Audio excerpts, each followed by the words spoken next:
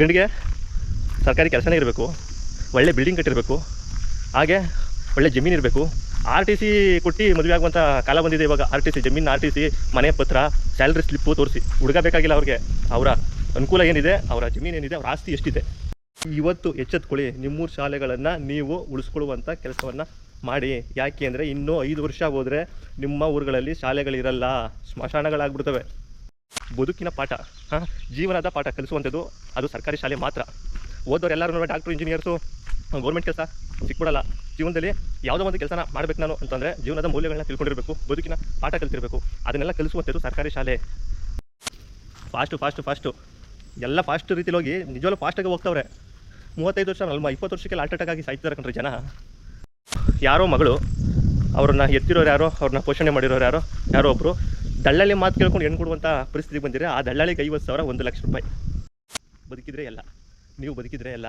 ನಿಮ್ಮ ತಾತ, ನಿಮ್ಮಪ್ಪ, ನಿಮ್ಮ ಹಳೆಯೊಬ್ಬರು ಯಾವ ಥರ ಬದುಕ್ತಿದ್ರು, ಎಷ್ಟು ಸಿಂಪಲ್ಲಾಗಿ ಜೀವನನ ಸಾಗಿಸ್ತಿದ್ರು, ಎಷ್ಟು ವರ್ಷ ಬದುಕ್ತಿದ್ರು ಅನ್ನೋದನ್ನ ಯೋಚನೆ ಮಾಡಿ ಆ ಥರ ನೀವು ಸಹ ಬಾಳೆ.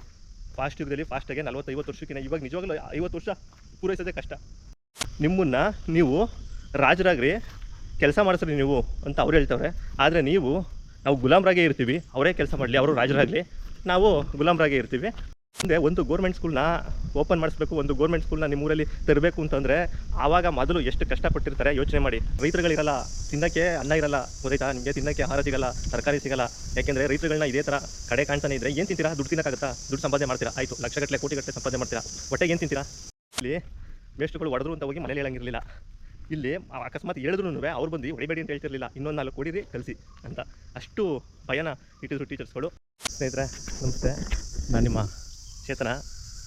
ಈಗ ನಾನಿರೋದಿಲ್ಲಿ ಅವೆರಳ್ಳಿ ಶಾಲೆ ನೋಡ್ತಾ ಇದ್ದೀರಾ. ಈ ಶಾಲೆ ಬಂದು ನಮ್ಮ ಅವೆರಳ್ಳಿ ಪಬ್ಲಿಕ್ ಶಾಲೆ. ಇದೇ ಶಾಲೆಯಲ್ಲೇ ನಾವು ಸಹ ವಿದ್ಯಾಭ್ಯಾಸನ ಮಾಡಿದ್ದು ಸ್ನೇಹಿತರೆ.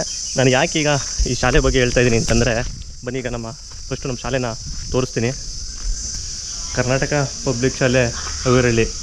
ಈ ಶಾಲೆಯಲ್ಲಿ ಇದೇ ಶಾಲೆಯಲ್ಲಿ ನಾವು ವಿದ್ಯಾಭ್ಯಾಸನ ಮಾಡಿದ್ದು. ಒಂದಷ್ಟು ವಿಷಯಗಳನ್ನ ಮಾತಾಡೋಣ ಸ್ನೇಹಿತರೆ. ಇಲ್ಲಿ ನೀವು ಎದುರುಗಡೆ ನೋಡ್ತಾ ಇರೋ ಹಾಗೆ ಒಂದು ಸ್ಕೂಲು ರೆಡಿಯಾಗಿದೆ, ಅದು ತೋರಿಸ್ತೀನಿ, ಅದ್ರ ಬಗ್ಗೆನೂ ಮಾತಾಡ್ತೀನಿ. ಹಾಗೆ ಈ ಶಾಲೆ ಬಗ್ಗೆ ನೋಡಿ. ಈ ಶಾಲೆಯಲ್ಲಿ ನಾವು 2004-05ನೇ ಸಾಲಿನಲ್ಲಿ SSLCಯನ್ನು ಮುಗಿಸ್ತು. ಗೋರ್ಮೆಂಟ್ ಶಾಲೆ ಅಂದಕ್ಕೆ ತಾತ್ಸಾರ ಯಾಕೆ ಅನ್ನೋದು ಗೊತ್ತಾಗ್ತಾ ಇಲ್ಲ ಜನಗಳಿಗೆ. ಗೋರ್ಮೆಂಟ್ ಶಾಲೆನ ಯಾಕೆ ಅಷ್ಟೊಂದು ಕಂಡಮ್ ಮಾಡಿ, ಇಲ್ಲ ಗೌರ್ಮೆಂಟ್ ಶಾಲೆಯಲ್ಲಿ ಪಾಠ ಮಾಡಲ್ಲ ಅಂತನೋ, ಇಲ್ಲ ಗೌರ್ಮೆಂಟ್ ಶಾಲೆಯಲ್ಲಿ ಮಕ್ಕಳು ಸರಿಯಾಗಿ ಕಲಿಯಲ್ಲ ಅಂತನೋ ಯಾಕೆ ಕೇಳ್ತಾರೆ ಅಂತ ಗೊತ್ತಾಗಲ್ಲ. ಈ ಶಾಲೆಯಲ್ಲಿ 2004 ಮತ್ತು 2005ನೇ ಸಾಲಿನಲ್ಲಿ ನಾವು SSLCನ ಮಾಡಿದೋ. ಆವಾಗ ಒಂದು ಸ್ಟ್ರೆಂತ್ ಬಂದು ಇಲ್ಲಿ 7th ಇಂದ 10th ಒಂದು 700-800 ಜನ ಇಲ್ಲಿ ವಿದ್ಯಾಭ್ಯಾಸನ ಮಾಡ್ತಾಯಿದ್ರು. ಇವತ್ತಿನ ಪರಿಸ್ಥಿತಿ ಏನಾಗಿದೆ ಅಂತಂದರೆ, ಗೌರ್ಮೆಂಟ್ ಶಾಲೆದು ಇಲ್ಲಿ 7th ಇಂದ 10th ಅಮ್ಮಮ್ಮ ಅಂದರೆ ಒಂದು 200 ಜನ ಇಲ್ಲ, 200 ಜನ ಇಲ್ಲ. ನಮಗೆ ನಿಜವಾಗ್ಲೂ ರೂಮ್ಗಳು ಇರ್ತಾ ಇರಲಿಲ್ಲ ಕೂತ್ಕೊಳ್ಳೋಕ್ಕೆ. ನೋಡ್ತಾ ಇರ್ಬೋದು ನೀವು, ಅಲ್ಲಿ ತನಕ ಕ್ಲಾಸ್ ರೂಮ್ಗಳಿವೆ, 2 ಸೆಕ್ಷನ್ಗಳ ನಡೀತಿದ್ದು, ರೂಮ್ಗಳು ಸಹ ಇರಲಿಲ್ಲ ಕುಂತ್ಕೊಳ್ಳೋಕ್ಕೆ. ಆಗ ನಾವು ನೋಡಿ ಇಲ್ಲಿ ಕಾಣ್ತಿದೆಯಲ್ಲ ಮರ, ಈ ಮರದ ಕೆಳಗಡೆನೇ ಒಂದು ಮರಕ್ಕೆ ಒಂದು ಬೋರ್ಡ್ ಹಾಕಿ ಎಷ್ಟೋ ದಿನ ನಮ್ಮ ಟೀಚರ್ಸ್ಗಳು ಕ್ಲಾಸ್ನ ಮಾಡಿದ್ದಾರೆ. ಈ ಮರದ ಕೆಳಗಡೆನೇ ಎಷ್ಟೋ ದಿನ ಪಾಠನ ಕೇಳಿದ್ದೀವಿ. ಅಂಥ ಪರಿಸ್ಥಿತಿ ಇತ್ತು ನಾವು ಓದಬೇಕಾದ್ರೆ ಗೌರ್ಮೆಂಟ್ ಶಾಲೆಯಲ್ಲಿ. ಆದರೆ ಒಳ್ಳೆ ಶಿಕ್ಷಣವನ್ನು ಕೊಡ್ತಿದ್ರು, ಒಳ್ಳೆ ಟೀಚರ್ಸ್ಗಳಿದ್ದರು. ನಮ್ಮ ಶಾಲೆಯಲ್ಲೂ ಸಹ ಒಳ್ಳೊಳ್ಳೆ ಶಿಕ್ಷಣವನ್ನು ಕಲಿತು ಇದೇ ಪಬ್ಲಿಕ್ ಶಾಲೆ ಅವೆರಳ್ಳಿ ಗೌರ್ಮೆಂಟ್ ಶಾಲೆಯಲ್ಲೇ ಓದಿ ನಮ್ಮ ಊರಿನ ಪಕ್ಕದವರು ಇವತ್ತು ರಾಮನಗರದಲ್ಲಿ BO ಆಗಿ ಕೆಲಸ ಮಾಡ್ತಿದ್ದಾರೆ. ಇದೇ ಶಾಲೆಯಲ್ಲಿ ಓದಂಥವ್ರು, ಕನ್ನಡ ಶಾಲೆಯಲ್ಲೇ ಓದಂಥವ್ರು BO ಆಗಿ ರಾಮನಗರದಲ್ಲಿ ಕೆಲಸ ಮಾಡ್ತಾ ಇರೋದಂತೂ ನಿಜ ಸ್ನೇಹಿತರೆ. ಈ ಥರ ತುಂಬ ಜನ ಒಳ್ಳೊಳ್ಳೆ ರೀತಿಯಲ್ಲಿ ಒಳ್ಳೊಳ್ಳೆ ಕೆಲಸಗಳಲ್ಲಿ ಇದ್ದಾರೆ. ಗೌರ್ಮೆಂಟ್ ಶಾಲೆಯಲ್ಲಿ ಓದಿ ಯಾರೂ ಏನೂ ಆಗೇ ಇಲ್ಲ ಅನ್ನೋದು ಸುಳ್ಳು. ಒಳ್ಳೆ ವಿದ್ಯಾಭ್ಯಾಸದಲ್ಲಿದ್ದಾರೆ, ಎಲ್ಲ ಚೆನ್ನಾಗೇ ಇದೆ. ಆಗ ನಾವು ಓದ್ತಾ ಇರಬೇಕಾದ್ರೆ ಕ್ಲಾಸ್ ರೂಮ್ಗಳು ಕಡಿಮೆ ಇತ್ತು, ಯಾವುದೇ ಬಿಲ್ಡಿಂಗ್ಗಳು ಕಟ್ಟಡ ಇರಲಿಲ್ಲ. ಹಾಗಾಗಿ ಒಂದು ಹೇಳ್ಕೋಬೇಕಂದ್ರೆ ಓಕೆ ಅನ್ನೋ ಥರ ಇತ್ತು. ಮತ್ತು ಈ ಮರದ ಕೆಳಗಡೆನೇ ಜಾಸ್ತಿ ನಾವು ಪಾಠವನ್ನು ಕೇಳ್ತಿದ್ದೋ. ಈಗ ಇಲ್ಲಿ ನೋಡ್ತಾ ಇರ್ಬೋದು ನೀವು, ಈಗಿನ ಮಕ್ಕಳಿಗೆ ನೋಡಿ ಒಂದು ಒಳ್ಳೆ ಶಾಲೆ ಸಿಕ್ಕಿದೆ. ಇದರಲ್ಲಿ ಎಲ್ಲ ಫೆಸಿಲಿಟಿನೂ ಸಹ ಇದೆ. ಒಂದನೇ ತರಗತಿ LKG UKG ಇಂದ ಹಿಡಿದು ಅಪ್ ಟು PUC ವರೆಗೂ ಸಹ ಇದೇ ಸ್ಕೂಲಲ್ಲಿ ನಡೆಯುತ್ತೆ. ಮತ್ತು ಇಂಗ್ಲೀಷ್ ಮೀಡಿಯಮ್ನೂ ಸಹ ತಂದಿದ್ದಾರೆ. ನಾವೆಲ್ಲ ಓದಬೇಕಾದ್ರೆ ಇಂಗ್ಲೀಷ್ ಮೀಡಿಯಮ್ ಇರಲಿಲ್ಲ. ಕನ್ನಡ ಶಾಲೆಯಲ್ಲಿ ನಾವು 5ನೇ ಕ್ಲಾಸಿಗೆ ಬಂದು ABCDನ ಕಲ್ತಿದ್ದು. ಅಲ್ಲಿವರೆಗೂ ನಮಗೆ ಇಂಗ್ಲೀಷು ಅಷ್ಟೊಂದು ಗೊತ್ತಿರಲಿಲ್ಲ ಕನ್ನಡ ಶಾಲೆಯಲ್ಲಿ. ಈಗ ಆ ಥರ ಇಲ್ಲ. ಈಗ ನಾವು LKG UKG ಎಲ್ಲ ಮಾಡಿದ್ದಾರೆ. ಗೌರ್ಮೆಂಟ್ ಶಾಲೆಯಲ್ಲಿ ಎಲ್ಲ ಸೌಲಭ್ಯನೂ ಇದೆ. ಆದ್ರೂ ಸಹ ಪೇರೆಂಟ್ಸ್ಗಳು ಈ ಗೌರ್ಮೆಂಟ್ ಶಾಲೆಗೆ ಸೇರಿಸುವಲ್ಲಿ ಯಾಕೆ ಹಿಂಜರಿತವ್ರೆ ಅಂತ ಗೊತ್ತಾಗ್ತಾಯಿಲ್ಲ. ಇನ್ನೂ ಎಷ್ಟು ದಿವಸ ಇದೇ ಥರ ನೀವು ಖಾಸಗಿ ಶಾಲೆಗಳಿಗೆ ಲಕ್ಷ ಡೊನೇಷನ್ ಕೊಟ್ಕೊಂಡು ಇರ್ತೀರಾ ಅಂತ ನನಗೆ ಗೊತ್ತಾಗ್ತಾಯಿಲ್ಲ. ಯಾರೋ ಒಬ್ಬರು ಏನೋ ಮಾಡ್ತಾರೆ, ಎಲ್ಲೋ ಕಳಿಸ್ತಾರೆ, ಇಲ್ಲ ದುಡ್ಡಿರೋರು ಕಳಿಸ್ಬೋದು ಅಂತ ಅಂದರೆ, ದುಡ್ಡು ಇಲ್ಲದೇ ಇರೋರು ಮತ್ತು ಬಡ ಕುಟುಂಬದಲ್ಲಿರೋರು ಸಹ ನೀವು ಸಹ ಒಂದು ಪ್ರೈವೇಟ್ ಸ್ಕೂಲ್ಗಳಿಗೆ ಮಕ್ಳುಗಳನ್ನ ಆಗ್ತಾ ಬರ್ತಾಯಿದ್ದೀರಾ. KGಗೆ ಸೇರಿಸ್ಬೇಕಂದ್ರೆ ಮಿನಿಮಮ್ ಕಡಿಮೆ ಅಂದರೆ 50,000 ಬೇಕು. ಕಡಿಮೆ ಅಂದರೆ ಇನ್ನೂ ಒಳ್ಳೆಯ ಒಂದು ಶಾಲೆಗೆ ಸೇರಿಸ್ಬೇಕು ಅಂತಂದರೆ 1,00,000ನೇ ಡೊನೇಷನ್ನ ಕೇಳ್ತಾರೆ. ಹಾಗಾಗಿ ಇನ್ನೂ ಎಷ್ಟು ದಿನ ನೀವು ಇದೇ ಥರ ದುಡ್ಡನ್ನ ಖರ್ಚು ಮಾಡಿಕೊಂಡು ಮಕ್ಕಳನ್ನ ಓದಿಸ್ಬೇಕು? ಸರಿ, ಗೌರ್ಮೆಂಟ್ ಶಾಲೆಯಲ್ಲಿ ಯಾವುದೇ ಶಿಕ್ಷಣ ಸಿಗೋಲ್ಲ, ಇಲ್ಲ ಇಂಗ್ಲೀಷ್ ಸಿಗೋಲ್ಲ, ಇನ್ನು ಏನೇ ನಿಮಗೆ ಕಾರಣಗಳು ಬೇಜಾನು ಇರ್ಬೋದು. ಗೌರ್ಮೆಂಟ್ ಶಾಲೆಗೆ ಯಾಕೆ ಸೇರಿಸಲ್ಲ ಅನ್ನೋ ಕಾರಣಗಳು ಇರ್ಬೋದು. ಆ ಕಾರಣಗಳನ್ನು ಕೇಳ್ಬೋದು ನೀವು ಗೌರ್ಮೆಂಟ್ ಶಾಲೆಗಳಲ್ಲಿ ಸೇರಿಸಿದ್ರೆ. ಯಾಕೆ ಅಂದರೆ ಅಲ್ಲಿ ನೀವೇ ಎಲ್ಲ, ನಿಮ್ಮ ಮಕ್ಕಳುಗಳು ಯಾರು ಓದ್ತಿರ್ತಾರೋ ನೀವೇ ಎಲ್ಲ ಆಗಿರ್ತೀರ. ದಯವಿಟ್ಟು ನಾನು ಈಗೊಂದು ರೀಲ್ಸಲ್ಲಿ ಒಂದು ವಿಡಿಯೋ ನೋಡಿದೆ ಇನ್ಸ್ಟಾಗ್ರಾಮ್ಗಳಲ್ಲಿ. ಅದರಲ್ಲಿ ಮಂಡ್ಯದಲ್ಲಿ ರೈತರ ಸಂಘದವರು ಏಕಶಿಕ್ಷಣ ನೀತಿ ಜಾರಿ ಬರಬೇಕು ಅಂತ ಹೇಳಿ ಅವರು ತುಂಬ ಒಂದು ಒಳ್ಳೆ ರೈತ ಹೋರಾಟದಲ್ಲಿ, ಒಂದು ರೈತ ಸಂಘದಲ್ಲಿ ಒಂದು ಎಲ್ಲ ಊರುಗಳಿಗೂ ಸಹ ಪಾದಯಾತ್ರೆ ಮೂಲಕ ಅರಿವನ್ನು ಮೂಡಿಸ್ತಾ ಇರೋದು. ಮತ್ತು ಜೂನ್ 6ನೇ ತಾರೀಕು ಸಹ ಒಂದು ಪಂಜಿನ ಮೆರವಣಿಗೆಯನ್ನು ಸಹ ಮಾಡ್ತಿರ್ತಾರೆ. ಅವರು ಹೇಳ್ತಾರೋದು ಇಷ್ಟೇ. ಅವರು ಏನು ಹೇಳ್ತವ್ರೆ ಅಂತಂದರೆ, ಒಂದು ಏಕರೂಪ ಶಿಕ್ಷಣ ಅಂದರೆ ಎಲ್ಲ ಮಕ್ಳುಗಳಿಗೂ, ಯಾರೇ ರಾಜಕೀಯ ಮಕ್ಕಳಿರಲಿ, ಯಾರೇ ದುಡ್ಡಿರೋರಿರಲಿ, ದುಡ್ಡು ಇಲ್ಲದೇ ಇರೋರಿರಲಿ, ಅವ್ರಿಗೆ ಒಂದೇ ರೀತಿಯಾದಂತಹ ಶಿಕ್ಷಣವನ್ನು ಕೊಡಬೇಕು ಅನ್ನೋದು. ಯಾಕೆ ನಾವು ಇದ್ರ ಕಡೆ ಗಮನ ಹರಿಸ್ತಾ ಇಲ್ಲ? ಈಗಿನ ಬೆಲೆ ಏರಿಕೆ ಆಗಿರ್ಬೋದು, ಈಗಿನ ಪರಿಸ್ಥಿತಿ, ನಮ್ಮ ದೇಶದ ಪರಿಸ್ಥಿತಿನೇ ಅಂತಲೇ ಇಟ್ಕೊಳ್ಳಿ, ಎಲ್ಲದಕ್ಕೂ ಬೆಲೆ ಏರಿಕೆ ಆಗಿದೆ. ಈ ಬೆಲೆ ಏರಿಕೆಯಲ್ಲಿ ಜೀವನ ಮಾಡೋದೇ ಕಷ್ಟ ಆಗಿದೆ. ಅಂಥದ್ರಲ್ಲಿ ಮಕ್ಳುಗಳನ್ನ ಓದಿಸೋಕ್ಕೆ ನಾವು ಲಕ್ಷಾಂತರ ರೂಪಾಯಿನ ದುಂಡು ವೆಚ್ಚನ ಮಾಡ್ತಾಯಿದ್ದೀವಿ. ಈ ಗೌರ್ಮೆಂಟ್ ಸ್ಕೂಲಲ್ಲಿ ಎಲ್ಲ ಸಿಕ್ಕಿದ್ರೂ ಸಹ ನಾವು ಯಾಕೆ ಪ್ರೈವೇಟ್ ಸ್ಕೂಲ್ಗೆ ಹೋಗಬೇಕು, ಪ್ರೈವೇಟ್ ಸ್ಕೂಲ್ ಹತ್ರನೇ ಕಲಿಬೇಕು ಅಂತ? ನೀವು ಒಂದು ಗೌರ್ಮೆಂಟ್ ಸ್ಕೂಲ್ ಅಂದರೆ ಯಾರ ಮಕ್ಕಳುಗಳು ಓದ್ತಿರ್ತಾರೆ ಅವರೇ ಸದಸ್ಯರಾಗ್ತೀರ. ಅಲ್ಲಿನ ಶಾಸಕರು ಯಾರಿರ್ತಾರೆ ಅವರೇ ಅಧ್ಯಕ್ಷರಾಗಿರ್ತಾರೆ. ನೀವು ಕೂತ್ಕೊಂಡು ನಿಮಗೆ ಏನು ಬೇಕೋ ಅದನ್ನು ನೀಟಾಗಿ ನೀವೇ ಅವ್ರ ಹತ್ರ ಬಗೆಹರಿಸ್ಕೊಳ್ಳುವಷ್ಟು ನಿಮಗೆ ಅಧಿಕಾರ ಇದೆ. ಹಾಗಾಗಿ ಇವಾಗಲಾದರೂ ಎಚ್ಚೆತ್ಕೊಳ್ಳಿ. ನಿಮ್ಮ ಮಕ್ಕಳುಗಳನ್ನ ಗೌರ್ಮೆಂಟ್ ಶಾಲೆಗೆ ಸೇರಿಸಿ. ಏನಿಲ್ವೋ, ಇಲ್ಲ ಇಂಗ್ಲೀಷ್ ಮಾಡ್ತಾ ಇಲ್ವೋ, ಇಲ್ಲ ಸ್ಪೆಷಿಲಿಟಿ ಇಲ್ವೋ, ನೋಡಿ ಈ ಥರದೊಂದು ಬಿಲ್ಡಿಂಗ್ ಆಗಿದೆ. ನಿಮ್ಮ ಅಕ್ಕಪಕ್ಕದಲ್ಲೂ ಸಹ ಒಂದು ಬಿಲ್ಡಿಂಗ್ಗಳು ಇರುತ್ತೆ ಈ ಥರದ್ದು. ಈಗ ಟೊಯೋಟೋ ಕಡೆಯಿಂದ ಒಂದು CSR ಫಂಡಲ್ಲಿ ಮಾಡಿರುವಂಥ ಶಾಲೆ ಇದು. ನಮ್ಮ ರಾಮನಗರ ಬೆಂಗಳೂರು ದಕ್ಷಿಣ ಜಿಲ್ಲೆಯ ರಾಮನಗರ ತಾಲೂಕಿನ ಕೈಲಂಚಿ ಹೋಬಳಿ ವೇರಳ್ಳಿ ಶಾಲೆ, ಪಬ್ಲಿಕ್ ಶಾಲೆ ಇದು. ಈ ಶಾಲೆಯಲ್ಲಿ ಈ ಥರದೊಂದು ಸ್ಕೂಲನ್ನು ಮಾಡಿದ್ದಾರೆ. ಇಲ್ಲಿ LKG ಇಂದ ಇದೆ. ಇದು ಪೂರ್ತಿ ವಿಡಿಯೋ ನಮ್ಮ ಯೂಟ್ಯೂಬ್ ಚಾನಲ್ ಇದೆ, ನೋಡಿ. ಪೂರ್ತಿ ಒಳಗಡೆ ಏನೇನಿದೆ, ಯಾವ ಥರ ಇದೆ ಅನ್ನೋದೆಲ್ಲ ವಿಡಿಯೋವನ್ನು ಹಾಕಿದ್ದೀನಿ. ಇದರಲ್ಲಿ ತುಂಬ ಚೆನ್ನಾಗಿ ಒಳ್ಳೆ ರೀತಿಯಲ್ಲಿ ಒಂದು ಸ್ಕೂಲ್ನ ಮಾಡಿಕೊಟ್ಟಿದ್ದಾರೆ. ದಯವಿಟ್ಟು ಏನಂತಂದರೆ ಇನ್ನೊಂದು 4-5 ವರ್ಷ ಕಲ್ತ್ಕೊಂಡ್ರೆ ಗೌರ್ಮೆಂಟ್ ಸ್ಕೂಲ್ಗಳನ್ನ ಮುಚ್ಚುವಂಥ ವ್ಯವಸ್ಥೆಗೆ ಹೋಗ್ತೀರಾ. ಇದು ಮುಂದೆ ಒಂದು ಗೌರ್ಮೆಂಟ್ ಸ್ಕೂಲ್ನ ಓಪನ್ ಮಾಡಿಸ್ಬೇಕು, ಒಂದು ಗೌರ್ಮೆಂಟ್ ಸ್ಕೂಲ್ನ ನಿಮ್ಮೂರಲ್ಲಿ ತರಬೇಕು ಅಂತಂದರೆ ಆವಾಗ ಮೊದಲು ಎಷ್ಟು ಕಷ್ಟಪಟ್ಟಿರ್ತಾರೆ ಯೋಚನೆ ಮಾಡಿ. ಯಾಕೆ ಅಂದರೆ ಮಕ್ಕಳುಗಳು ನಮ್ಮೂರಲ್ಲೇ ವಿದ್ಯಾಭ್ಯಾಸ ಕಲೀಲಿ, ಮಕ್ಕಳುಗಳು ಅಲ್ಲಿ ಇಲ್ಲಿ ಹೋಗೋದು ಬೇಡ ಅಂತ ಹೇಳಿ ನಿಮ್ಮೂರಿಗೆ ಒಂದು ಗೌರ್ಮೆಂಟ್ ಸ್ಕೂಲ್ನ ತಂದಿರ್ತಾರೆ ಅಂತಂದರೆ ಅದರ ಹಿಂದೆ ತುಂಬ ಜನದ ಪರಿಶ್ರಮ ಇರುತ್ತೆ ಮತ್ತು ಅಷ್ಟೇ ಕೆಲಸಗಳಿರುತ್ತೆ. ನೀವು ಒಂದು ಸ್ಕೂಲ್ನ ಇಮಿಡಿಯೇಟು ನಮ್ಮೂರಿಗೆ ಸ್ಕೂಲ್ ಕೊಡಿ ಅಂತಂದರೆ ಕೊಟ್ಬಿಡಲ್ಲ. ಅಂಥ ಸ್ಕೂಲ್ಗಳು ಎಷ್ಟೋ ಹಳ್ಳಿಗಳಲ್ಲಿ, ಎಷ್ಟೋ ಜಿಲ್ಲೆಗಳಲ್ಲಿ, ತಾಲೂಕುಗಳಲ್ಲಿ ಇವತ್ತು ಮುಚ್ಚುವಂಥ ಪರಿಸ್ಥಿತಿಗೆ ಬಂದಿದೆ. ಏನು ಮಾಡ್ತಾರೆ ಅವರು? ಮಕ್ಕಳುಗಳಿಲ್ಲ ಅಂತಂದರೆ ಮುಚ್ಚಲೇಬೇಕಾಗುತ್ತೆ. ಮತ್ತು ಎಲ್ಲ ಸರ್ಕಾರಿ ಶಾಲೆಗಳಲ್ಲಿ ತುಂಬ ಎಜುಕೇಟೆಡ್ ಆಗಿರುವಂಥ ಟೀಚರ್ಸ್ನೇ ಅವರು ಆಯ್ಕೆ ಮಾಡೋದು. ಯಾಕೆಂದರೆ ಅವ್ರಿಗೆಲ್ಲ ಎಕ್ಸಾಮ್ಗಳನ್ನ ಕೊಟ್ಟು, ಅವ್ರಿಗೆ ತರಬೇತಿಗಳನ್ನ ಕೊಟ್ಟು ಅವ್ರನ್ನ ಆಯ್ಕೆ ಮಾಡ್ಕೊಂಡಿರ್ತಾರೆ. ಅದರಲ್ಲೂ ನಿಮಗೆ ಡೌಟ್ ಬರ್ಬೋದು, ನೀವೇನೋ ಹೇಳ್ತೀರಾ ಅಲ್ಲಿ ಯಾವುದೂ ಕ್ಲಾಸ್ ಮಾಡ್ತಾಯಿಲ್ಲ, ಪಾಠ ಮಾಡ್ತಾಯಿಲ್ಲ ಹಂಗೆ ಅಂತ. ದುಡ್ಡು ಕೊಟ್ಟು ನೀವು ಹೋಗಿ ಅಲ್ಲಿ ವಿಚಾರಿಸ್ತೀರ ಅಲ್ವಾ? ಇಲ್ಲಿ ನೀವು ದುಡ್ಡು ಕೊಡದೇನೆ ನೀವು ಬಂದು ವಿಚಾರಿಸುವಂತಹ ಹಕ್ಕಿದೆ ನಿಮಗೆ. ಕೂತ್ಕೊಂಡು ಕೇಳಿ, ಯಾವುದು ಮಾಡ್ತಾಯಿಲ್ಲ, ಯಾವುದು ಆಗ್ತಾಯಿಲ್ಲ. ಯಾಕೆಂದರೆ ಈಗಿನ ಮಕ್ಕಳುಗಳ ತಂದೆ ತಾಯಂದಿರು ಎಲ್ಲರೂ ವಿದ್ಯಾವಂತರಾಗಿದ್ದೀರ. ಯಾರೂ ಅವಾಗ ಈಗ ನಾವೇನೇ ನಮ್ಮಪ್ಪ ನಮ್ಮಮ್ಮ ವಿದ್ಯಾವಂತರಾಗಿರಲಿಲ್ಲ, ಆದ್ರೂ ಸಹ ಅವ್ರಿಗೆ ಸರ್ಕಾರಿ ಶಾಲೆಗಳ ಬಗ್ಗೆ ಮತ್ತು ಮೇಷ್ಟ್ರುಗಳ ಬಗ್ಗೆ ಒಳ್ಳೆ ಇತ್ತು. ಏಕೆಂದರೆ ಅವಾಗ ಈಗ ಬಿಡಿ ಮಕ್ಳುಗಳಿಗೆ ಹೊಡೆಯೋಂಗಿಲ್ಲ, ಮಕ್ಳುಗಳಿಗೆ ಗದರುವಂಗಿಲ್ಲ, ಮಕ್ಳ ಹತ್ರ ಜಾಸ್ತಿ ಮಾತಾಡೋಂಗಿಲ್ಲ ಅಂತ ಏನೇನೋ ಕಾನೂನುಗಳಿವೆ. ಆದರೆ ನಮಗಾಗಿರಲಿಲ್ಲ. ಇಲ್ಲಿ ಮೇಷ್ಟ್ರುಗಳು ಹೊಡೆದ್ರು ಅಂತ ಹೋಗಿ ಮನೇಲಿ ಹೇಳಂಗಿರಲಿಲ್ಲ. ಇಲ್ಲಿ ಅಕಸ್ಮಾತ್ ಹೇಳಿದ್ರೂ ಅವ್ರು ಬಂದು ಹೊಡಿಬೇಡಿ ಅಂತ ಹೇಳ್ತಿರ್ಲಿಲ್ಲ, ಇನ್ನೊಂದು 4 ಹೊಡೀರಿ ಕಲಿಸಿ ಅಂತ. ಅಷ್ಟು ಭಯನ ಇಟ್ಟಿದ್ರು ಟೀಚರ್ಸ್ಗಳು. ಈಗ ಹೊಡೆಯೋಂಗಿಲ್ಲ ಅಂತ ಕೆಲವೊಂದು ಕಾನೂನುಗಳು ಬಂದಿವೆ, ಹಾಗಾಗಿ ಹೊಡಿತಾ ಇಲ್ಲ. ಹಾಗಾಗಿ ಇದೆ, ನೀವೇ ಬಂದು ಸಹ ಇಲ್ಲಿ ಕೂತ್ಕೊಂಡು ಬಗ್ಗೆ ಕೇಳ್ಬೋದು, ನಮ್ಮ ಮಕ್ಕಳಿಗೆ ಏನು ಪಾಠ ಆಗ್ತಾಯಿಲ್ಲ, ಯಾವ ಸಬ್ಜೆಕ್ಟ್ ಬಗ್ಗೆ ಯಾವ ಪಾಠ ಆಗ್ತಾಯಿಲ್ಲ, ಏನು ಮಾಡ್ತಾಯಿಲ್ಲ ಅಂತ. ಏಕೆಂದರೆ ಇಂಗ್ಲೀಷ್ನ ಅಷ್ಟು ಚೆನ್ನಾಗಿ ಕನ್ನಡ ಶಾಲೆಯಲ್ಲಿ ಹೇಳ್ಕೊಡ್ತಿದ್ದಾರೆ. ಆಮೇಲೆ ಇನ್ನೊಂದು, ನೀವು ಯಾವುದೇ ಪ್ರೈವೇಟ್ ಸ್ಕೂಲ್ಗೆ ಇನ್ನೊಂದು ಎಲ್ಲೇ ಹಾಕಿ, ಬದುಕಿನ ಪಾಠ, ಜೀವನದ ಪಾಠ ಕಲಿಸುವಂಥದ್ದು ಅದು ಸರ್ಕಾರಿ ಶಾಲೆ ಮಾತ್ರ. ಓದೋರೆಲ್ಲರೂ ಡಾಕ್ಟ್ರು, ಇಂಜಿನಿಯರ್ಸು, ಗೌರ್ಮೆಂಟ್ ಕೆಲಸ ಸಿಕ್ಬಿಡಲ್ಲ. ಜೀವನದಲ್ಲಿ ಯಾವುದೋ ಒಂದು ಕೆಲಸನ ಮಾಡಬೇಕು ನಾನು ಅಂತಂದರೆ ಜೀವನದ ಮೌಲ್ಯಗಳನ್ನ ತಿಳ್ಕೊಂಡಿರಬೇಕು, ಬದುಕಿನ ಪಾಠ ಕಲಿತಿರಬೇಕು. ಅದನ್ನೆಲ್ಲ ಕಲಿಸುವಂಥದ್ದು ಸರ್ಕಾರಿ ಶಾಲೆ. ದಯವಿಟ್ಟು ಸರ್ಕಾರಿ ಶಾಲೆಗಳನ್ನ ಉಳಿಸುವಂಥ ಪ್ರಯತ್ನ ಮಾಡಿ.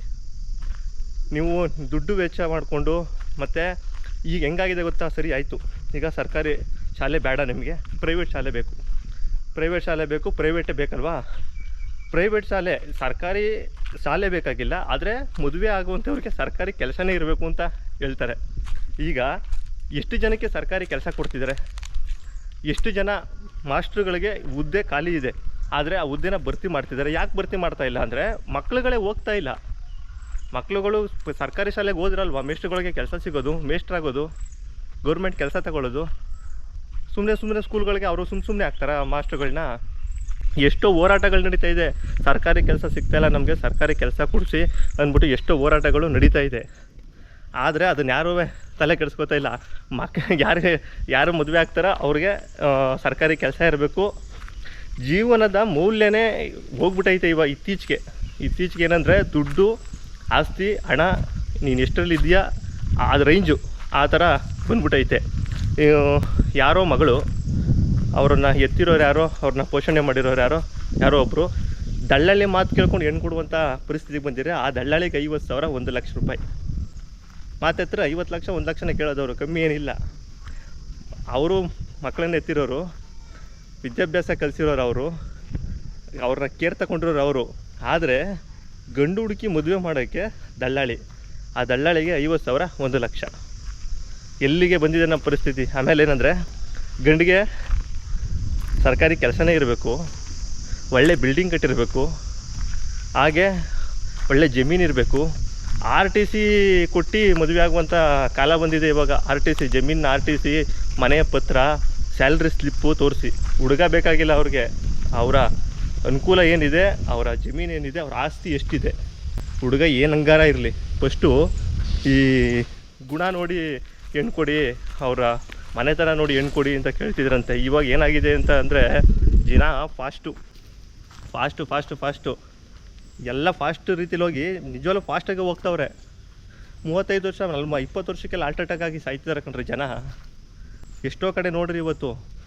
ಇನ್ನೊಂದು 5 ವರ್ಷ ಹೋದರೆ ಜನ ವ್ಯವಸಾಯ ಮಾಡೋರೆ ಸಿಗಲ್ಲ. ಯಾಕೆ ಹೇಳಿ, ವ್ಯವಸಾಯದವ್ರಿಗೆ ಹೆಣ್ಣು ಕೊಡಲ್ಲ. ಆದರೆ ಇನ್ನೇನು ಮಾಡ್ತಾರೆ ಅವರು, ಎಲ್ಲೋ ಸಿಟಿಗೂ ಎಲ್ಲೋ ಹೋಗಿ ಯಾವುದೋ ಒಂದು ಕೆಲಸ, ಒಂದು 20,000 25,000 ಅವ್ರ ಹತ್ರ ಹೋಗಿ ಜೀತದ ಹಾಳಾಗ್ಬಿಡೋದು. ಬೆಳಗ್ಗೆ ಹೋಗೋದು, ಸಂಜೆ ಕೆಲಸ ಮಾಡು, ಮನೆಗೆ ಬಾ, ಮನೆಗೆ ಊಟ ಮಾಡು, ಇರು. ಹಳ್ಳಿಗಳಲ್ಲಿ ಜಮೀನನ್ನ ಮಾರಾಟ ಮಾಡಿ ಮನೆ ಕಟ್ಟೋದು, ಇಲ್ಲ ಬೆಂಗಳೂರಿಗೆ ಹೋಗೋದು, ಇಲ್ಲ ಇನ್ನೊಂದೇನೋ ಬೇರೆ ಮಾಡ್ತಿದ್ದಾರೆ ಜನ. ಯಾಕೆ ಅಂತಂದರೆ ಈ ಥರ ಆಗ್ಬಿಟ್ಟೈತೆ. ಜನಕ್ಕೆ ಬೇಸರ ಒಂಥರ. ಅದರಲ್ಲಂತೂ ಒಂದೊಂದು ಹಳ್ಳಿಗಳಿಗೆ ಹೋದರೆ 30 ಜನ 40 ಜನ 50 ಜನ 100 ಜನ ಹುಡುಗರು ಸಿಗ್ತಾರೆ ಮದುವೆ ಆಗದೆ ಇರುವಂಥವ್ರು. ಯಾಕೆ ಅಂತಂದರೆ ಎಲ್ಲ ಹಿಂಗೆ ಫಾಸ್ಟು ಜೀವನ ಆ ಥರ ಇರಬೇಕು. ಇವಾಗ ಮನುಷ್ಯನಿಗೆ ಬೆಲೆ ಇಲ್ಲ, ದುಡ್ಡಿಗೆ, ಆಸ್ತಿಗೆ. ಅವನು ಎಷ್ಟು ಮಾಡವನೆ, ಅವನು ಯಾವ ಥರ ಅವನೇ, ಅವನು ಯಾವ ಬಟ್ಟೆ ಹಾಕೋ ಬರ್ತಾನೆ ಅನ್ನೋದ್ರ ಮೇಲೆ ನಿಂತುಬಿಟ್ಟಿದೆ. ಇನ್ನೊಂದು 5 ವರ್ಷ ಹೋದರೆ ರೈತರುಗಳನ್ನ ಹುಡುಕ್ಬೇಕಾಗುತ್ತೆ ಎಲ್ಲವರವರು ಅಂದ್ಬಿಟ್ಟು. ಅದಕ್ಕೆ ಒಂದು ಕಂಪ್ನಿ ಮಾಡಿ ರೈತರುಗಳನ್ನ ಕರ್ಕೊಬಂದು ಕೆಲಸ ಮಾಡಿಸಿ ಮಾಡಬೇಕಾಗುತ್ತೆ. ಯಾಕೆ ಅಂದರೆ ಆ ಥರ ಯಾರು ಕೆಲಸ ಮಾಡೋರು ಯಾರಿಲ್ಲ. ಎಲ್ಲ ಬೆಲೆ ಪದಾರ್ಥಗಳೆಲ್ಲ ಗಗನಕ್ಕೆ ಏರ್ತಾ ಇದೆ. ಒಂದೊಂದು ತರಕಾರಿ ಬೆಲೆಗಳಾಗಿರ್ಬೋದು, ಇನ್ನೊಂದಾಗಿರ್ಬೋದು. ಅದರಲ್ಲೂ ಜನ ಫಾಸ್ಟು, ನಾವು ಫಾಸ್ಟಾಗಿ ಬೆಳಿಬೇಕು, ಫಾಸ್ಟಾಗಿ ಈ ಮೊದಲೆಲ್ಲ ಈಗ ನಮ್ಮ ತಾತ ಇರ್ಬೋದು, ನಿಮ್ಮ ತಾತರು ಇರ್ಬೋದು, ಅಜ್ಜಿದಿರಿರ್ಬೋದು, ಅವರೆಲ್ಲ 100 ವರ್ಷ 105-106 ವರ್ಷ ಗಂಟ ಬದುಕ್ತಿದ್ರು. ಈಗ ಹೇಗಾಗಿದೆ ಅಂತಂದರೆ ಅವರೆಲ್ಲ ಹೆಂಗೆ ಅಂತಂದರೆ, ಈಗ ರಾಗಿ ಬೆಳೆದ್ರೆ ವರ್ಷಕ್ಕೆ 2 ಬೆಳೆ ಅಥವಾ ಭತ್ತ ಆರ್ಗಾನಿಕ್ಕಾಗಿ ಬೆಳೀತಾಯಿದ್ರು. ಯಾವುದೇ ಈ ಔಷಧಿ ಸಿಂಪಡಣೆ ಆಗಿರ್ಬೋದು, ಇಲ್ಲ ಗೊಬ್ಬರದ್ದಾಗಿರ್ಬೋದು, ಯಾವುದೇ ಆಗಲಿ ಆರ್ಗಾನಿಕ್ಕಾಗಿ ಮಾಡ್ತಾಯಿದ್ರು. ಆದರೆ ಈಗ ಏನಾಗ್ಬಿಟ್ಟೈತೆ ಅಂತಂದರೆ ಎಲ್ಲ ಗೊಬ್ಬರ ಇರ್ಬೋದು, ಎಲ್ಲ ಆರ್ಗಾನಿಕ್ ಯಾವುದೂ ಇಲ್ಲ. ಹಾಗಾಗಿ ತುಂಬ ವ್ಯವಸ್ಥೆ ಹಾಳಾಗ್ಬಿಟ್ಟಿದೆ. ಜೀವನ ಫಾಸ್ಟಾಗಿ ಹೋಗಬೇಕು ಅಂತ ಹೇಳಿ ಅವರು ಯೂಸ್ ಮಾಡ್ತಾ ಇರೋದೆಲ್ಲ ಬರೀ ಕೆಮಿಕಲ್ಲೇನೆ. ನಾವು ಏನು ತಿಂತಾಯಿದ್ದೀವಲ್ವ ಅದೆಲ್ಲ ಕೆಮಿಕಲ್ಲು. ಪ್ರತಿದಿನ ಗಾಳಿ ಆಡ್ತಾ ಇರೋದು ವಿಷ, ಕುಡಿತಾ ಇರೋ ನೀರು ಕೆಮಿಕಲ್ಲು. ಎಲ್ಲ ಊರಲ್ಲೂ ಫಿಲ್ಟ್ರ್ ವಾಟ್ರೇ ಕುಡಿಬೇಕು, ಆ ಥರ ಪರಿಸ್ಥಿತಿಗೆ ಬಂದ್ಬಿಟ್ಟಿದ್ದೀವಿ. ಎಲ್ಲ ಪ್ರತಿದಿನ ಏನು ತಿಂತಾಯಿದ್ದೀವೋ ಅದು ವಿಷ. ಯಾಕೆಂದರೆ 3 ಬೆಳೆ 4 ಬೆಳೆ ಗೊಬ್ಬರ ಹಾಕು, ಯೂರಿಯಾ ಹಾಕು, ಅದಾಕು ಇದಾಕು, ಔಷಧಿ ಹೊಡಿ, ಬೆಳಿ. ಈ ಥರ ಪರಿಸ್ಥಿತಿಗೆ ಹೋಗಿದ್ದೀವಿ. ಇನ್ನು ಮುಂದಕ್ಕೆ ಎಷ್ಟು ಜನ ಯಾವ್ಯಾವ ಥರ ಆಯ್ತಾರೆ ಅನ್ನೋದೇ ಗೊತ್ತಾಗ್ತಾಯಿಲ್ಲ. ತಿಂತಾ ಇರೋದೆಲ್ಲ ವಿಷ ಆಗಿರೋದ್ರಿಂದ ನಾವು ಜೀವನ ಫಾಸ್ಟು ಎಲ್ಲದರಲ್ಲೂ ಫಾಸ್ಟಾಗಿರಬೇಕು ಅಂತ ಹೇಳಿ ಫಾಸ್ಟಾಗಿ ಹೋಗ್ತಾಯಿದ್ದೀವಿ. ಈ ಥರ ಆಗೋಗ್ಬಿಟ್ಟೈತೆ. ನಾನು ಹೇಳೋದೇನೋ ಅಂತ ಬದಲಾಗಿ ಇನ್ನು ಆಯಿತು. ಈಗ ರಾಜಕೀಯ ಯಾರೋ ಒಬ್ಬರು ಬರ್ತಾರೆ, ಒಂದು ಎಲೆಕ್ಷನ್ಗೆ ನಿಲ್ತಾರೆ, ದುಡ್ಡು ಕೊಡ್ತಾರೆ, ಓಟ್ ಹಾಕ್ತೀವಿ. ಈ ದುಡ್ಡು ಕೊಡ್ದೇನೆ ದುಡ್ಡು ಈಸ್ಕೊಳ್ಳೋದು ಎಷ್ಟು ಜನ ಓಟ್ ಹಾಕ್ತೀರಾ ಹೇಳಿ? ದುಡ್ಡು ಈಸ್ಕೊಳ್ಳೋದೇ ಎಷ್ಟು ಜನ ನೀವು ಎಲೆಕ್ಷನಲ್ಲಿ ಓಟ್ ಮಾಡ್ತೀರಾ? ಈ ಅದರ ಹಳ್ಳಿಗಳಲ್ಲಂತೂ ಈಗಂತೂ ದುಡ್ಡು ಕೊಟ್ರೇ ಓಟ್ ಹಾಕೋದು ನಾವು ಅನ್ನೋದಿದ್ದಾರೆ. ಯಾರೋ ಕೆಲವರು ಇರ್ಬೋದು, ಊರಿಗೆ ಯಾರೋ 2-3 ಜನನ ಇರ್ಬೋದು, ನಾವು ದುಡ್ಡು ಈಸ್ಕೊಳ್ಳಲ್ಲ, ಹಾಗೆ ಓಟ್ ಹಾಕ್ತೀವಿ, ನಾವು ಓಟ್ ಮಾಡ್ತೀವಿ ಅಂತ. ನಿಮ್ಮ ಓಟ್ಗಳನ್ನ ನೀವೇ ಮಾರ್ಕೊಂಡಿರ್ತೀರ. ಅವ್ರ ಹತ್ರ ಏನು ಕೇಳ್ತೀರಾ ನೀವು? ನಿಮ್ಗೆ ಕೇಳುವಂಥ ಹಕ್ಕಿ ಏನಿರುತ್ತೆ? ಏನಿರುತ್ತೆ ಅವ್ರ ಹತ್ರ? ಎಂಥದ್ದು ಇರಲ್ಲ. ಯಾವಾಗ ಸರಿ ಹೋಗುತ್ತೆ ಇದೆಲ್ಲ? ಒಂದು ಗೌರ್ಮೆಂಟ್ ಶಾಲೆನ ನಾವು ಉಳಿಸ್ಕೊಳಕ್ಕಾಗ್ತಾಯಿಲ್ಲ. ನಮ್ಮ ಒಂದು ಗೌರ್ಮೆಂಟ್ ಶಾಲೆನ ಅಲ್ಲ ಮಕ್ಳುಗಳನ್ನ ಕಳ್ಸೋಕ್ಕಾಗ್ತಾಯಿಲ್ಲ. ನಾವು ಅದನ್ನೇ ಕೇಳ್ತಾಯಿಲ್ಲ ಅಂದರೆ ಪ್ರಶ್ನೆ ಯಾವಾಗ ಮಾಡ್ತೀರಾ? ಪ್ರಶ್ನೆ ಮಾಡೋಕ್ಕೆ ಯಾರೂ ಮುಂದೆ ಬರ್ತಾಯಿಲ್ಲ. ಪಕ್ಷಗಳಂತ ಅಂದರೆ ಈಗ ತಮಿಳ್ನಾಡು ಬಗ್ಗೆ ಎಷ್ಟೊಂದು ಮಾತಾಡ್ತೀರಾ. ತಮಿಳ್ನಾಡಲ್ಲಿ ವಿಜಯ್ ಗೆದ್ದರು, ವಿಜಯ್ ಏನೋ ಬೇರೆ ಒಂದು ಮಾಡ್ತಾರೆ ಅಂತ. ನಮ್ಮ ಕರ್ನಾಟಕದಲ್ಲೂ ಬಂದಿದ್ದರು ಉಪೇಂದ್ರ, ಎಷ್ಟು ಜನ ಬೆಂಬಲ ಕೊಟ್ಟರು ಅವ್ರಿಗೆ? ಅವ್ರನ್ನ ಸಿದ್ಧಾಂತಗಳನ್ನ ಕೆಲವರು ಒಪ್ಕೊಳ್ಳೋಕ್ಕೆ ರೆಡಿ ಇಲ್ಲ. ಯಾಕೆ ಅವ್ರು ಹೇಳ್ತಾ ಇರೋದು ಹೆಂಗೆ ಅಂದರೆ, ನಿಮ್ಮನ್ನು ನೀವು ರಾಜರಾಗ್ರಿ, ಕೆಲಸ ಮಾಡಿಸ್ರಿ ನೀವು ಅಂತ ಅವ್ರು ಹೇಳ್ತವ್ರೆ. ಆದರೆ ನಾವು ಗುಲಾಮ್ರಾಗೇ ಇರ್ತೀವಿ, ಅವರೇ ಕೆಲಸ ಮಾಡಲಿ, ಅವರು ರಾಜರಾಗಲಿ, ನಾವು ಗುಲಾಮ್ರಾಗೇ ಇರ್ತೀವಿ, ನಾವು ಹಿಂಗೆ ಇದೇ ಥರ ಇರ್ತೀವಿ.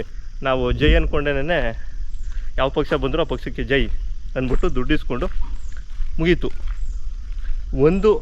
5 ವರ್ಷಕ್ಕೆ 500 ರೂಪಾಯಿ ಇಸ್ಕೊಂಡ್ರೆ ನಿಮ್ಮ ಜೀವನ ಸರಿ ಹೋಗ್ಬಿಡುತ್ತಾ ಹೇಳಿ? ಸರಿ ಹೋಗ್ಬಿಡುತ್ತಾ? ಇವತ್ತಿನ ಪರಿಸ್ಥಿತಿ ಹೇಗಾಗಿದೆ ಗೊತ್ತಾ? ಯಾವುದೋ ಒಂದು ಕಂಪ್ನಿಗೆ ಹೋಗಿ ನಾನು ಕೆಲಸ ಮಾಡ್ತೀನಿ ಅಂದರೆ ಅವ್ನು 50,000 ಸಂಬಳ ಕೊಡ್ತಾಯಿದ್ರು, ಇವತ್ತು ಎಟಕ್ತಾ ಇಲ್ಲ ಇವತ್ತು. ಯಾಕೆ ಅಂದರೆ ಎಲ್ಲ ಬೆಲೆ ಏರಿಕೆ ಆಗಿದೆ, ಅಷ್ಟು ಬೆಲೆ ಏರಿಕೆ ಇದೆ. ಹಿಂಗೆ ಹೋದರೆ ಇನ್ನೊಂದು 5 ವರ್ಷ ಕಳೆದ್ರೆ ಏನಾಗುತ್ತೆ ಅನ್ನೋದನ್ನ ನೀವೇ ಯೋಚನೆ ಮಾಡಿ. ನಿಜವಾಗ್ಲೂ ರೈತರುಗಳಿರಲ್ಲ, ತಿನ್ನೋಕ್ಕೆ ಅನ್ನ ಇರಲ್ಲ, ಗೊತ್ತಾಯ್ತಾ ನಿಮಗೆ? ತಿನ್ನೋಕ್ಕೆ ಆಹಾರ ಸಿಗಲ್ಲ, ತರಕಾರಿ ಸಿಗಲ್ಲ. ಯಾಕೆಂದರೆ ರೈತರುಗಳನ್ನ ಇದೇ ಥರ ಕಡೆ ಕಾಣ್ತಾನೆ ಇದ್ದರೆ ಏನು ತಿಂತೀರಾ? ದುಡ್ಡು ತಿನ್ನೋಕ್ಕಾಗುತ್ತಾ? ದುಡ್ಡು ಸಂಪಾದನೆ ಮಾಡ್ತೀರಾ, ಆಯಿತು, ಲಕ್ಷಗಟ್ಟಲೆ ಕೋಟಿಗಟ್ಟಲೆ ಸಂಪಾದನೆ ಮಾಡ್ತೀರಾ. ಹೊಟ್ಟೆಗೆ ಏನು ತಿಂತೀರಾ? ಹೊಟ್ಟೆಗೇನು ದುಡ್ಡೇ ತಿನ್ನೋಕ್ಕಾಯ್ತದಾ? ತಿನ್ನಲೇಬೇಕಲ್ಲ, ಆಹಾರ ತಿನ್ನಲೇಬೇಕಲ್ಲ. ಹಾಗಾಗಿ ಫಾಸ್ಟು ಜೀವನನ ನಿಲ್ಲಿಸಿ, ಫಾಸ್ಟಾಗಿ ಹೋಗಬೇಕು, ಫಾಸ್ಟಾಗಿ ನಾನು ಅದನ್ನು ಮಾಡಬೇಕು, ಫಾಸ್ಟಾಗಿ ಇದು ಮಾಡಬೇಕು ಅನ್ನೋದನ್ನ ನಿಲ್ಲಿಸಿ. ಯಾವುದಕ್ಕೆ ಆದ್ಯತೆ ಕೊಡಬೇಕು? ನಮ್ಮ ಸರ್ಕಾರಿ ಶಾಲೆಗಳನ್ನ ಯಾವ ಥರ ಉಳಿಸ್ಬೇಕು, ಸರ್ಕಾರಿ ಶಾಲೆಗಳನ್ನ ಮಕ್ಕಳನ್ನ ಯಾಕೆ ಕಳಿಸ್ಬೇಕು, ಅದರೊಳಗೆ ಒಳ್ಳೆ ಟೀಚರ್ಗಳಿಲ್ವಾ? ಚೇಂಜ್ ಮಾಡಿಸಿ, ಒಳ್ಳೆ ಟೀಚರ್ಗಳು ಹಾಕ್ಸಿಸಿ. ಎಲ್ಲ ನಿಮ್ಮ ಕೈಲೇ ಇದೆ. ಸರ್ಕಾರದ ಶಾಲೆ ಅಂತಂದರೆ ಪೂರ್ತಿ ನಿಮ್ಮ ಹ್ಯಾಂಡ್ ಓವರಲ್ಲಿ ಇರುತ್ತೆ. ಯಾರ ಮಕ್ಕಳು ಓದ್ತಾ ಇದ್ದೀರಾ ಅವರೇ ಅಲ್ಲಿ ಮೆಂಬರ್ಗಳಾಗಿರ್ತಾರೆ, ಅವರ ಶಾಸಕರುಗಳು ಅಧ್ಯಕ್ಷರಾಗಿರ್ತಾರೆ. ನೀವು ಕೂತ್ಕೊಂಡು ಮಾತಾಡಿ ಎಲ್ಲವನ್ನು ಸಹ ಸರಿ ಮಾಡುವಷ್ಟು ನಿಗಳನ್ನ ತಿಳಿಸಿ ನೀವೇ ಅದನ್ನು ಸರಿ ಮಾಡ್ಬೋದು. ಒಳ್ಳೊಳ್ಳೆ ಟೀಚರ್ಸ್ಗಳನ್ನ ಹಾಕ್ಸ್ಬೋದು, ಯಾವುದಿಲ್ಲ ಅದನ್ನು ಮಾಡಿಸ್ಬೋದು. ಈಗ ಸರ್ಕಾರನೇ ಒಂದು ಆದ್ಯತೆ ಕೊಟ್ಟಿದೆ, ಗೌರ್ಮೆಂಟ್ ಶಾಲೆಗಳ ಅಭಿವೃದ್ಧಿಯಾಗಿ ಇನ್ನೊಂದು ಮಾಡಬೇಕು, ಮತ್ತೊಂದು ಮಾಡಬೇಕು ಅನ್ನೋದೆಲ್ಲ ಕೊಟ್ಟಿದ್ದಾರೆ. ಅದನ್ನು ಯೂಸ್ ಮಾಡಿಕೊಂಡು ನೀವು ಮುಂದೆ ಬನ್ನಿ. ಪೋಷಕರು ಯಾರೆಲ್ಲ ಇದ್ದೀರಾ ಅವರು ಮುಂದೆ ಬನ್ನಿ. ಅದರಲ್ಲೂ ಗ್ರಾಮೀಣ ಭಾಗದಲ್ಲಿರುವಂಥ ಹಳ್ಳಿ ಜನಗಳು ದಯವಿಟ್ಟು ಅರ್ಥ ಮಾಡ್ಕೊಳ್ಳಿ. ಇನ್ನಾದ್ರೂ ಸರ್ಕಾರಿ ಶಾಲೆಗಳಿಗೆ ನಿಮ್ಮ ಮಕ್ಕಳನ್ನ ಸೇರಿಸಿ. ನಿಜವಾಗ್ಲೂ ಆವಾಗ ನಿಮ್ಮ ಮಕ್ಳುಗಳೂ ಒಂದು ಸರ್ಕಾರಿ ಕೆಲಸನ ತಗೊಳ್ಳುವಷ್ಟು ಮಟ್ಟಕ್ಕೆ ಬೆಳೀತಾರೆ. ಯಾಕೆ ಅಂತಂದರೆ ಸರ್ಕಾರಿ ಕೆಲಸ, ಯಾವುದೋ ಒಂದು ಗೌರ್ಮೆಂಟ್ ಕೆಲಸ, ಸರ್ಕಾರಿ ಕೆಲಸ ಸಿಗಬೇಕು ಅಂತಂದರೆ, ಮತ್ತು ಕನ್ನಡ, ನಮ್ಮ ಕರ್ನಾಟಕದಲ್ಲಿ ಕನ್ನಡದಲ್ಲೇ ಅತಿ ಹೆಚ್ಚು ಫೇಲಾಗಿರುವಂತಹ ಈ ವರ್ಷ ಅಂದರೆ ಇದು. ಯಾಕೆ ಅಂದರೆ ಕಾನ್ವೆಂಟ್ಗಳಲ್ಲಿ ಕನ್ನಡಗಳ ಅಷ್ಟು ಸ್ಪಷ್ಟವಾಗಿ ಕಲಿಸಲ್ಲ. ಹಾಗಾದರೆ ಸರಿ, ಅವನು ಎಲ್ಲದರಲ್ಲೂ ಇಂಗ್ಲೀಷೇ ಕಲೀಲಿ, ಇನ್ನೊಂದು ಕಲೀಲಿ, ಕನ್ನಡ ಕಲಿದಿದ್ರು ಓಕೆನಾ? ಹಂಗಾರೆ ಏನು ಫಾರಿನಲ್ಲಿ ಹೋಗಿ ಜೀವನ ಮಾಡ್ತೀರಾ? ನೀವು ಫಾರಿನ್ಗೆ ಹೋಗ್ತೀರಾ? ಯೋಚನೆ ಮಾಡಿ. ಅದಕ್ಕೆ ಹೇಳ್ತಾ ಇರೋದು, ಕನ್ನಡ ಶಾಲೆಗೆ ಹಾಕಿ ಕನ್ನಡವನ್ನು ಮಕ್ಕಳಿಗೆ ಕಲಿಸಿ, ಕನ್ನಡವನ್ನು ಕಲಿತ್ರೆ ಅವರು ಮತ್ತೆ ಯಾವುದೇ ಒಂದು ಉದ್ಯೋಗ ಆಗಲಿ, ಇನ್ನೊಂದು ಮುಂದಿನ ವಿದ್ಯಾಭ್ಯಾಸಕ್ಕಾಗಲಿ ಹೆಲ್ಪ್ ಆಗುತ್ತೆ. ಕನ್ನಡ ಬೇಕು. ಕನ್ನಡದಲ್ಲೂ ಫೇಲ್ ಆಗಿರೋದಕ್ಕೆ ತಾನೇ ಫೇಲ್ ಆಗಿರೋದು. ಅತಿ ಹೆಚ್ಚು ಕನ್ನಡದಲ್ಲಿ ಫೇಲ್ ಆಗಿದ್ದಾರೆ ಈ ವರ್ಷ. ಬೇಕಾದ್ರೆ ನೋಡಿ, ಹಂಗೆ ಚೆಕ್ ಮಾಡಿ, ಇಲ್ಲ ಕೇಳಿ ತಿಳ್ಕೊಳ್ಳಿ, ಕನ್ನಡದಲ್ಲಿ ಎಷ್ಟು ಜನ ಫೇಲ್ ಆಗಿದ್ದಾರೆ, ಯಾವ್ಯಾವ ಸಬ್ಜೆಕ್ಟಲ್ಲಿ ಎಷ್ಟು ಜನ ಫೇಲ್ ಆಗಿದ್ದಾರೆ, ಹಾಗೆ ಕಾನ್ವೆಂಟ್ಗಳಲ್ಲಿ ಎಷ್ಟು ಜನ ಫೇಲ್ ಆಗಿದ್ದಾರೆ, ಮತ್ತು ಸರ್ಕಾರಿ ಶಾಲೆಗಳಲ್ಲಿ ಎಷ್ಟು ಜನ ಫೇಲ್ ಆಗಿದ್ದಾರೆ ಅನ್ನೋದನ್ನ ತಿಳ್ಕೊಳ್ಳಿ. ಆದಷ್ಟು ಕನ್ನಡ ಶಾಲೆಗಳಿಗೆ ಆದ್ಯತೆನ ಕೊಡಿ. ನಿಮ್ಮೂರು ಶಾಲೆಗಳನ್ನು ಉಳಿಸ್ಕೊಳ್ಳಿ. ದಯವಿಟ್ಟು ಇವತ್ತು ಎಚ್ಚೆತ್ಕೊಳ್ಳಿ. ನಿಮ್ಮೂರು ಶಾಲೆಗಳನ್ನು ನೀವು ಉಳಿಸ್ಕೊಳ್ಳುವಂಥ ಕೆಲಸವನ್ನು ಮಾಡಿ. ಯಾಕೆ ಅಂದರೆ ಇನ್ನೂ 5 ವರ್ಷ ಹೋದರೆ ನಿಮ್ಮ ಊರುಗಳಲ್ಲಿ ಶಾಲೆಗಳಿರಲ್ಲ, ಸ್ಮಶಾನಗಳಾಗ್ಬಿಡ್ತವೆ. ಹೇಳ್ತಾ ಇದ್ದೀನಿ ಕೇಳಿ, ಶಾಲೆಗಳಿರಲ್ಲ, ಸ್ಮಶಾನಗಳಾಗ್ತವೆ. ಇನ್ನು 5 ವರ್ಷದಲ್ಲಿ ಇದೇ ಥರ ಇರಲ್ಲ. ಎಲ್ಲ ಆದಷ್ಟು ಶಾಲೆಗಳನ್ನ ಮುಚ್ಚುತ್ತವ್ರೆ, ಗೌರ್ಮೆಂಟ್ ಸ್ಕೂಲ್ಗಳನ್ನ ಮುಚ್ಚುತ್ತವ್ರೆ. ಯಾಕೆ ಮುಚ್ಚುತ್ತವ್ರೆ ಅಂದರೆ ನಿಮ್ಮಿಂದ. ಯಾವುದೇ ಒಂದು ಮಕ್ಕಳುಗಳು ಬರ್ತಾ ಇಲ್ಲ ಶಾಲೆಗಳಿಗೆ ವಿದ್ಯಾಭ್ಯಾಸ ಮಾಡೋಕ್ಕೆ, ಎಲ್ಲ ಪ್ರೈವೇಟು ಸ್ಕೂಲ್ಗಳ ಹತ್ರ ಹೋಗ್ತಿದ್ದಾರೆ. ಹಾಗಾಗಿ ನಾವು ಶಾಲೆಗಳನ್ನ ಮುಚ್ತಾ ಇದ್ದೀವಿ. ಸುಮ್ಮನೆ ಅವ್ರಿಗೆ ಸಂಬಳ ಕೊಟ್ಟು ಮಾಸ್ಟರ್ಗಳಿಗೆ ಕಳ್ಸೋಕ್ಕಾಗುತ್ತಾ ಅನ್ನೋ ಒಂದು ಕಾರಣಕ್ಕೆ. ಆ ಥರ ಇನ್ನಾದರೂ ಸ್ವಲ್ಪ ಬದಲಾಗಿ, ಚೇಂಜ್ ಆಗಿ, ಸ್ವಲ್ಪ ಅರ್ಥ ಮಾಡ್ಕೊಳ್ಳಿ. ಜೀವನ ಎಲ್ಲಿಗೆ ಹೋಗ್ತಾಯಿದೆ, ಜೀವನ ಎಲ್ಲಿಗೆ ಮುಟ್ತಾಯಿದ್ದೀವಿ, ನಾವು ಯಾವುದಕ್ಕೆ ಬೆಲೆ ಕೊಡ್ತಾಯಿದ್ದೀವಿ ಅನ್ನೋದನ್ನ. ಒಂದೊಂದು ಊರುಗಳಿಗೆಲ್ಲ ಹೋದರೆ ಅಲ್ಲಿ ಕೆಲವರು ಈ ಹೆಂಗೆ ಅಂತಂದರೆ, ಹುಡುಗರುಗಳ ಕತೆ ಹೆಂಗಾಗ್ಬಿಟ್ಟೈತೆ ಅಂತಂದರೆ, ಈ ಮದುವೆ ಮಾಡ್ಕೊಳ್ಳೋದ ಬೇಡವಾ ಅನ್ನೋ ಪರಿಸ್ಥಿತಿಗೆ ಬಂದುಬಿಡವ್ರೆ ನಿಜವಾಗ್ಲೂ. ಯಾಕೆಂದರೆ ಗೌರ್ಮೆಂಟ್ ಕೆಲಸ, ಅವ್ರ ಮಕ್ಕಳು, ಅವ್ರಿಗೊಬ್ಬ ಮಗ ಇರ್ತಾನೆ. ಈಗ ಯಾರು ಹೆಣ್ಗೋಗಿರ್ತೀವಲ್ಲ, ಅವ್ರಿಗೊಬ್ಬ ಮಗ ಇರ್ತಾನೆ. ಅವ್ರ ಮಗ ಅವನು ನಮ್ಮಂಗೆ ಯಾವುದೋ ಒಂದು ಕಂಪ್ನಿಲೋ ಇಲ್ಲ ಏನೋ ಒಂದು ಸಣ್ಣ ಪುಟ್ಟನೋ ಕೆಲಸನ ಮಾಡ್ತಾ ಇರ್ತಾನೆ. ಆದರೆ ಮಗಳಿಗೆ ಗೌರ್ಮೆಂಟ್ ಕೆಲಸನೇ ಬೇಕು. ಯಾಕೆ ಅಂತಂದರೆ, ಸರಿ, ಅವರು ಯೋಚನೆ ಮಾಡೋದು ಒಳ್ಳೆಯದೇ, ನನ್ನ ಮಗಳು ಚೆನ್ನಾಗಿರಲಿ, ಗೌರ್ಮೆಂಟ್ ಕೆಲಸ ಸಿಗಲಿ ಅಂತ. ನಿನ್ನ ಮಗನಿಗೆಲ್ಲಿ ಸಿಗುತ್ತೆ ಗೌರ್ಮೆಂಟ್ ಕೆಲಸ? ನಿನ್ನ ಮಗ ಓದಿರ್ಬೇಕು ತಾನೆ. ನಿನ್ನ ಮಗನಿಗೆ ನೀವು ಹೆಣ್ಣು ತರಬೇಕಾದ್ರೆ ಅವರು ಅದೇ ಥರ ಯೋಚನೆ ಮಾಡಿದ್ರೆ ಏನು ಮಾಡ್ತೀರಾ? ಈ ಥರ ಯಾರೂ ಯೋಚನೆ ಮಾಡ್ತಾಯಿಲ್ಲ. ನನ್ನ ಅಳಿಯ ನನ್ನ ಮಗಳನ್ನ ಚೆನ್ನಾಗಿ ನೋಡ್ಕೊಳ್ಳಿ, ಅವನು ರೈತ ಆಗಿದ್ರು ಪರವಾಗಿಲ್ಲ, ಅವನು ದುಡಿದು ತಿನ್ನಲಿ ಅನ್ನೋದೇನಿಲ್ಲ. ಜಮೀನು ಎಷ್ಟಿದೆ, ಆಸ್ತಿ ಎಷ್ಟಿದೆ, ಅವ್ರಿಗೆ ಮನೆ ಪತ್ರ ಇದೆಯಾ, ಅವ್ನ ಸ್ಯಾಲ್ರಿ ಸ್ಲಿಪ್ ಇದೆಯಾ, ಅವ್ನು ಎಷ್ಟು ಸಂಬಳ ತಗೋತಿದ್ದಾನೆ, ಅವನ ಬಿಹೇವಿಯರ್ ಹೇಗಿದೆ, ಅವನ ವ್ಯಕ್ತಿತ್ವ ಹೇಗಿದೆ, ಅವನು ಯಾವ ಥರ ಇದ್ದಾನೆ ಅನ್ನೋದು ಯಾರಿಗೂ ಬೇಕಾಗಿಲ್ಲ. ದುಡ್ಡು ಯಾಕೆ ಅಂತಂದರೆ, ಈಗೊಂದು ಇದಾಗ್ಬಿಟ್ಟೈತೆ, ಒಂದು 6 ತಿಂಗಳಿರೋದು, ಆಮೇಲೆ ಡ್ರೈವರ್ಸ್ ಕೊಟ್ಬಿಟ್ಟು ಹೋಗೋದು. ಇವನು ಸಂಬಳದಲ್ಲಿ ಅರ್ಧ ಸಂಬಳ ಅವಳಿಗೆ ಬರುತ್ತೆ. ಏನ್ರಿ ಕಾನೂನುಗಳು ಇವು? ಈಗ ಈ ಟಿ ವಿಗಳಲ್ಲಿ ನ್ಯೂಸ್ ಚಾನಲ್ನ ನೋಡ್ತಾಯಿದ್ರೆ ಜನಗಳಿಗೆ ಈ ಮದುವೆ ಆಗೋದಾ ಬೇಡವಾ, ಮದುವೆ ಆಗೋದೇ ಬೇಡ ಅಂತ ಅನಿಸ್ಬಿಟ್ಟೈತೆ. ಯಾಕೆಂದರೆ ಆ ಥರ ತೋರಿಸ್ತಾರೆ. ಗಂಡನಿಗೆ ಹಂಗೆ ಮಾಡೋದಂತೆ, ಗಂಡನಿಗೆ ಹಿಂಗೆ ಮಾಡೋದಂತೆ, ಗಂಡನ ಬಿಟ್ಟು ಹೊಂಟೋದಂತೆ.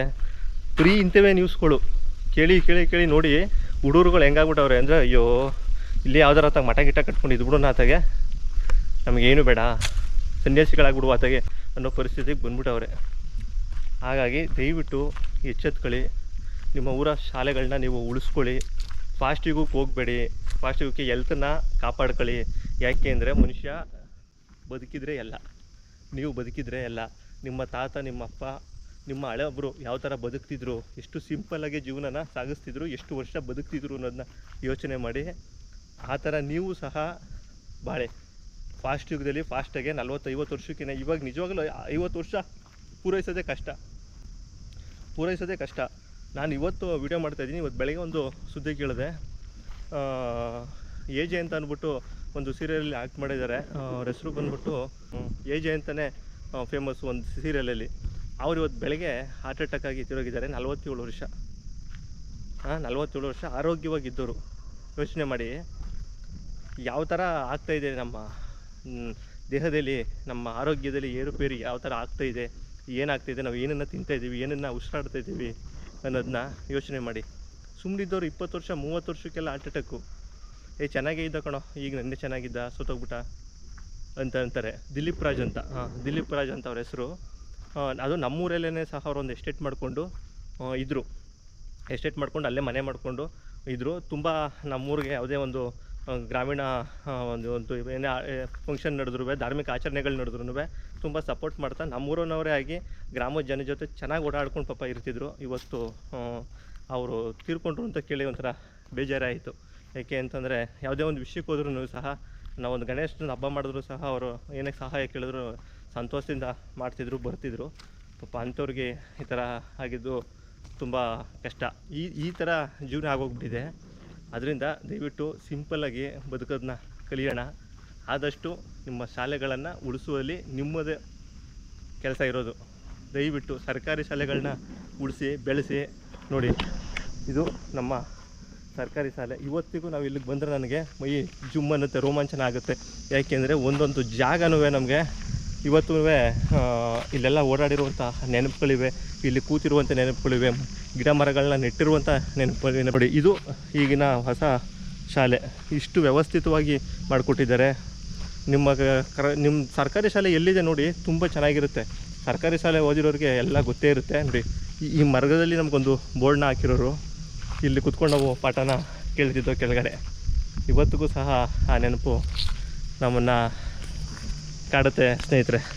ಇದೊಂದು ವಿಷಯನ ನಿಮ್ಮ ಹತ್ರ ಹಂಚ್ಕೋಬೇಕು ಅಂತ ಇಷ್ಟೊತ್ತು ಮಾತಾಡಿದ್ದು. ಇದರಲ್ಲಿ ಏನಾದರೂ ಸರಿ ತಪ್ಪು ಏನೇ ಇರಲಿ ನೀವು ಕಮೆಂಟ್ ಮುಖಾಂತರ ತಿಳಿಸಿ. ನಿಮ್ಮ ಅಭಿಪ್ರಾಯಗಳು ಏನಿವೆ, ನಿಮ್ಮ ಊರು ಯಾವುದು, ನಿಮ್ಮ ಸರ್ಕಾರಿ ಶಾಲೆಯಲ್ಲಿ ಎಲ್ಲಿ ನಡೀತಾ ಇದೆ, ಚೆನ್ನಾಗಿದೆಯಾ, ಯಾವ ಥರ ಇದೆ ಅನ್ನೋದೆಲ್ಲ ಕಮೆಂಟ್ ಮಾಡಿ. ಹಾಗೆ ವಿಡಿಯೋ ಇಷ್ಟ ಆದರೆ ಲೈಕ್ ಮಾಡಿ. ನಮ್ಮ ಚಾನಲ್ನ ಇನ್ನೂ ಸಬ್ಸ್ಕ್ರೈಬ್ ಮಾಡ್ಕೊಂಡಿಲ್ಲ ಅಂದರೆ ಈಗಲೇ ಸಬ್ಸ್ಕ್ರೈಬ್ ಮಾಡ್ಕೊಳ್ಳಿ. ಏನೇ ಇದ್ರೂ ಪರವಾಗಿಲ್ಲ, ಕಮೆಂಟ್ಸ್ ಮುಖಾಂತರ ತಿಳಿಸಿ. ಸರಿನೋ ತಪ್ಪೋ ನನಗನ್ಸಿದ್ದ ನಾನು ನಿಮ್ಮ ಜೊತೆ ಹಂಚ್ಕೊಂಡಿದ್ದೀನಿ, ಹೇಳಿದ್ದೀನಿ. ನಮಸ್ತೆ. ನೆಕ್ಸ್ಟ್ ವಿಡಿಯೋದಲ್ಲಿ ಸಿಗೋಣ. ಬಾಯ್.